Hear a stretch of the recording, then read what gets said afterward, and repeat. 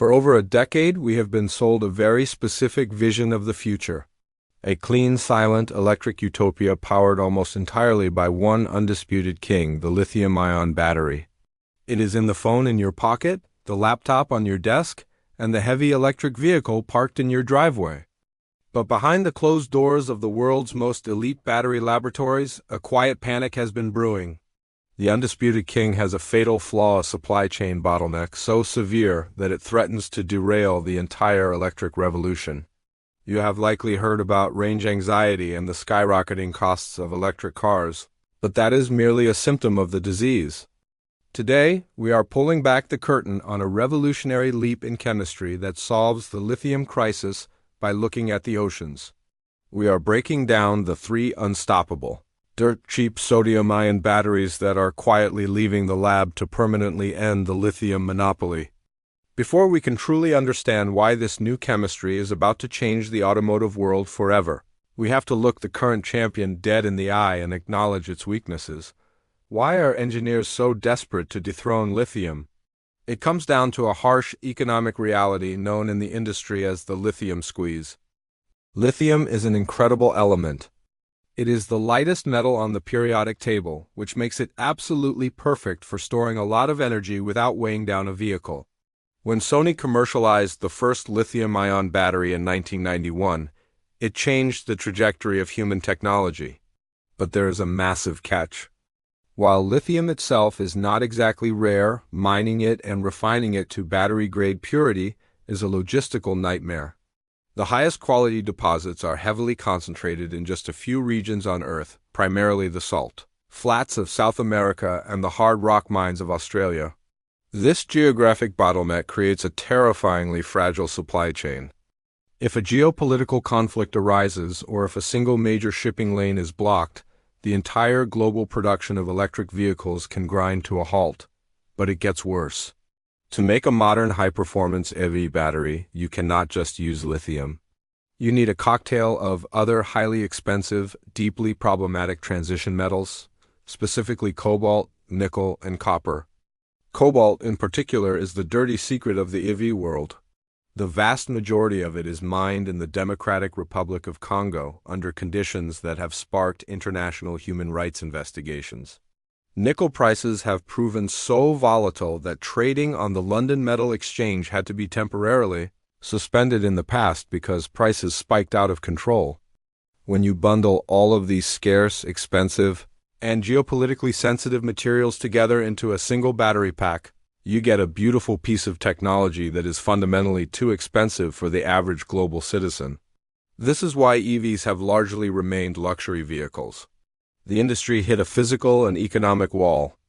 We cannot build a truly sustainable global energy grid or put 1 billion affordable EVs on the road using materials we have to scrape from the bottom of a geopolitical barrel. That was the problem. And for years, the automotive industry just accepted it as the cost of doing business.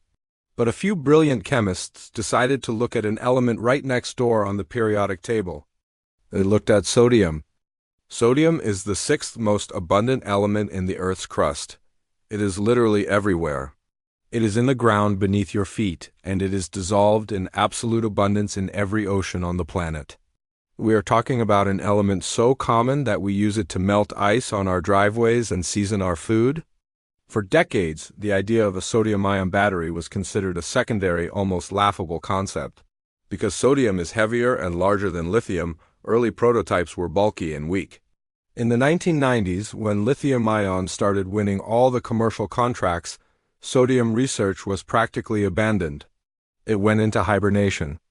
But when the price of lithium began to aggressively spike and fluctuate over the last 10 years, battery scientists scrambled back to their old research papers.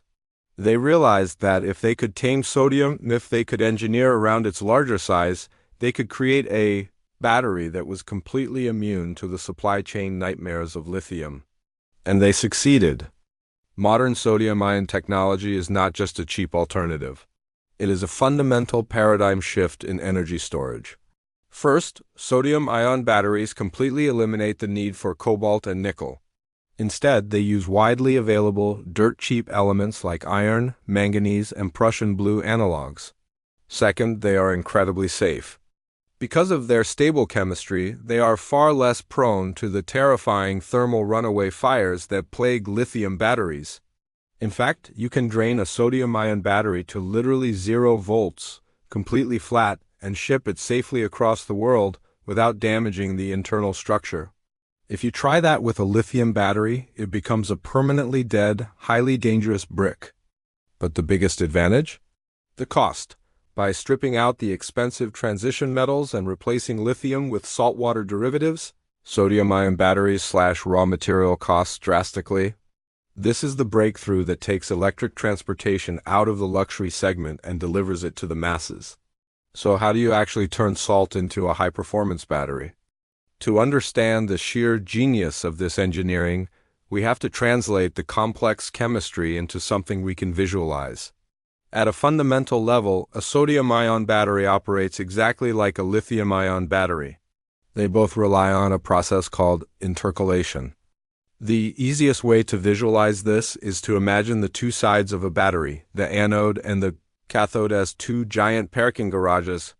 When you charge your car, you are forcing the ions, which are like the vehicles, to drive out of the cathode garage, travel across a liquid highway called the electrolyte, and park inside the anode garage. When you step on the gas pedal to drive, those ions leave the anode and travel back to the cathode, releasing electrical energy along the way. This back-and-forth movement is known as the rocking chair effect. In a lithium-ion battery, the anode parking garage is built out of graphite, a perfectly ordered, tightly packed carbon structure. Lithium ions are tiny, like sleek little sports cars. They can easily zip in and out of the tight parking spaces inside the graphite structure without bumping the walls. But a sodium ion is significantly larger. It is about 25% bigger than a lithium ion. If lithium is a compact sports car, sodium is a massive, heavy-duty pickup truck. When chemists first tried to push these massive sodium ions into a standard graphite parking garage, it was a disaster. The massive trucks simply would not fit. They got stuck, they damaged the structure, and the battery failed almost immediately. This is where the breakthrough happened. Material scientists realized they could not use standard graphite. They had to invent a completely new type of parking garage. They developed a material called hard carbon. Unlike the perfectly ordered, tight layers of graphite, hard carbon is disordered. It is amorphous. Imagine a parking garage where the walls are slightly bent, the ceilings are vaulted, and the spaces are intentionally designed to be cavernous and chaotic. This disordered structure creates massive, wide-open voids. Finally, the bulky sodium pickup trucks had a place to park. Once the hard carbon anode was perfected, the floodgates opened. The industry realized that they could finally harness the power of sodium. And that brings us to the actual hardware currently shaking up the industry in 2026. Let's break down the three distinct, world-changing sodium-ion batteries that are actively ending the lithium monopoly right now. If you want to know when a new technology transitions from a science experiment to an industrial revolution, you look at what the biggest player in the room is doing. And in the battery world, nobody is bigger than CATL, Contemporary Amperex Technology Co. Limited is the undisputed titan of global battery manufacturing, supplying giants like Tesla, Ford, and BMW. CATL did not just dip their toes into sodium-ion. They blew the doors off the industry. They launched their Naxtra sodium-ion battery architecture, and the mass production specifications for 2026 are absolutely staggering. For years, critics argued that sodium batteries would never have the energy density required to move a passenger car. CATL proved them wrong by achieving a mass production energy density of 175 watt-hours per kilogram. To put that in perspective, that is completely competitive with standard lithium iron phosphate, or LFP, batteries used in millions of EVs today. But CATL's true stroke of genius isn't just the energy density. It is how they solve the electric vehicle's biggest natural enemy, extreme cold. If you own an EV in a freezing climate, you know the pain. When temperatures plummet to sub-zero, lithium ions slow down drastically. The internal resistance inside the battery spikes and the chemical reactions grind to a halt. Your 300-mile range suddenly shrinks to 180 miles, and your fast charging times double. It is a massive pain point for consumers in colder regions. Sodium ions, surprisingly, are incredibly resilient to freezing temperatures. Because of the unique way they bond and travel through the electrolyte, they require significantly less activation energy to move. CATL's Naxtra battery retains over 90% of its usable capacity at -40 degrees Celsius. It can even deliver nearly triple the discharge power of equivalent lithium batteries at -30 degrees. This means an AV powered by sodium will give you the exact same reliable performance in the dead of winter as it does on a warm summer day. Furthermore, CATL developed a brilliant integration technique called the AB battery system. They realized they didn't have to choose between lithium and sodium. They designed software and battery packs that seamlessly mix both chemistries in the exact same vehicle. You get the high energy density of lithium for long highway stretches, combined with the extreme cold weather performance and ultra-fast charging of sodium. By mid-2026, CATL alongside Changan Automobile officially launched the world's first mass-production passenger vehicles equipped with these exact sodium packs, transitioning this from lab theory to driveway reality. While CATL is focused on integrating sodium into passenger cars, our second disruptor is attacking an entirely different, arguably more critical sector, the absolute backbone of our electrical grid. Enter BYD, the massive Chinese automotive and battery titan, who has chosen a sharply different path. Instead of fighting for space in passenger cars, BYD is building a fortress in industrial and stationary energy storage. To understand why this is brilliant, we have to look at the chemistry BYD chose. They bypassed the standard layered oxide approach and developed a third-generation polyanion, or NFPP, sodium platform. Polyanion structures are incredibly robust. They are bound by strong covalent phosphate groups, creating a rigid three-dimensional framework. However, early on there was a massive problem. This rigid framework acts almost like an electrical insulator. The electronic conductivity was abysmal. To fix this, BYD's engineers essentially pulled off a microscopic magic trick. They utilized nanofabrication to crush the particle sizes below 100 nanometers, heavily shortening the path the electrons had to travel. Then they coated the grain boundaries in an amorphous carbon matrix. This dual modification elevated the electrical conductivity by an astonishing 4 to 5 orders of magnitude. The result of this intense engineering is a heavy-duty, 189 Ah battery cell that is virtually immortal. While a standard lithium-ion car battery is designed to last a few thousand charge cycles, BYD's polyanion sodium cell boasts an asset life threshold of over 10,000 cycles. Under standardized power distribution metrics, that translates to a 33-year operational lifespan. But why does this matter? Because as the world transitions to solar and wind power, our electrical grids desperately need massive, warehouse-sized battery banks to store that energy for when the sun goes down or the wind stops blowing. Lithium batteries are expensive and, more importantly, they are a severe fire hazard when packed together in dense commercial installations. BYD's polyanion sodium cells have a maximum thermal runaway temperature of over 273 degrees Celsius, making them exceptionally stable. And because they are targeting a stabilized manufacturing cost of roughly 4 cents per watt-hour, BYD is providing the exact dirt-cheap multi-decade grid storage solution the world has been waiting for. Our third disruptor brings us to the heart of global mobility. If we truly want to end the lithium monopoly and lower global emissions, we cannot just focus on luxury SUVs in Western markets or massive grid storage arrays. The real battleground is in emerging markets India, Southeast Asia, and South America, where millions of two-wheelers, e-scooters, and electric rickshaws form the lifeblood of daily transportation. This is where Faradion enters the arena. Based in the UK, Faradion is one of the oldest and most respected pioneers in sodium-ion tech, actively researching the chemistry since 2011. They recognized early on that for emerging markets to fully electrify, the battery must be cheaper than lead acid but perform like lithium. Faradion achieved this by developing a proprietary non-aqueous layered oxide chemistry. Their production cells deliver specific energy perfectly in line with premium lithium-ion performance, but without the toxic supply chain. The real game-changer happened when Faradion was acquired by Reliance, Industries, one of the largest and most powerful conglomerates in India. Reliance immediately set out to build a colossal gigafactory network specifically to mass-produce these sodium-ion cells. Why is this so disruptive? Because Faradion cells are designed as perfect drop-in replacements for toxic, heavy lead-acid batteries.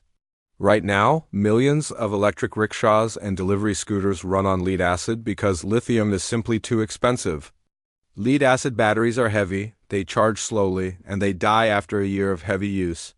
Faradion's sodium-ion batteries provide triple the range, charge in under 20 minutes, and last years longer, all at a price point that fundamentally undercuts lithium at scale. By marrying Faradion's brilliant British chemistry with Reliance's massive Indian manufacturing muscle, this partnership is positioned to electrify the daily commutes of billions of people. They are proving that you don't need highly taxed, politically sensitive lithium to move the world. Now this is where we have to pause the hype and look at the cold, hard engineering reality.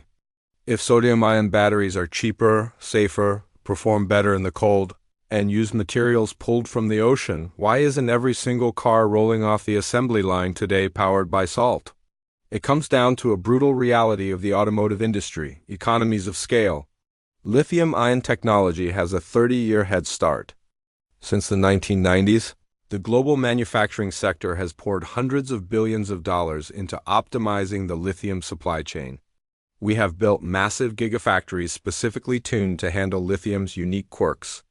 The tooling, the software, the supply routes, they are all thoroughly optimized. This massive scale drives the cost of lithium batteries down, masking the naturally high cost of the raw materials. Sodium-ion, by comparison, is only now exiting its industrial infancy. Yes, the raw materials like salt, iron, and manganese are incredibly cheap. But the factories required to build the cells at scale are just now ramping up in 2026.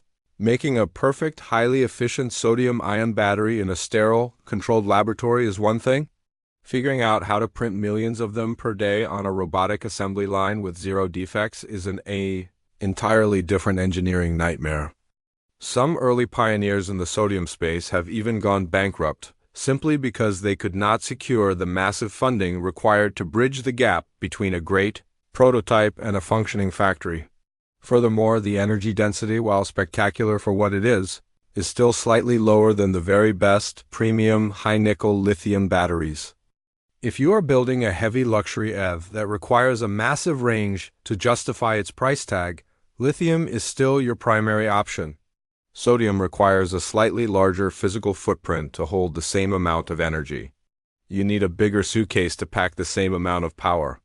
Therefore, the immediate bottleneck is not the science. It is the factory floor.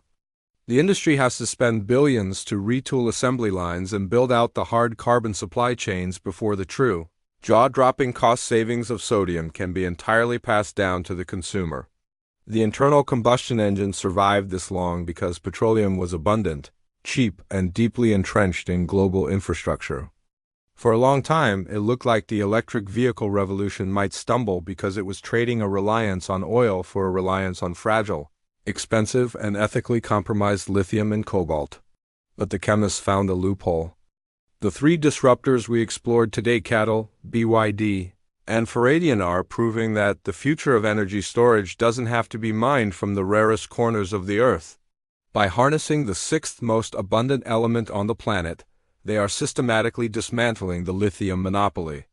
We are standing on the precipice of a dual battery world. Lithium-ion will stick around, acting as the premium, lightweight powerhouse for long-range luxury vehicles and compact electronics. But the heavy lifting, the mass-market commuter cars, the global fleets of delivery scooters, the massive grid storage banks that power our cities, that world belongs to sodium. The execution order for the gas-powered engine has been signed. It isn't being forced by politicians. It is being driven by the relentless, unstoppable march of material science. The era of the saltwater battery is here, And it is going to change everything?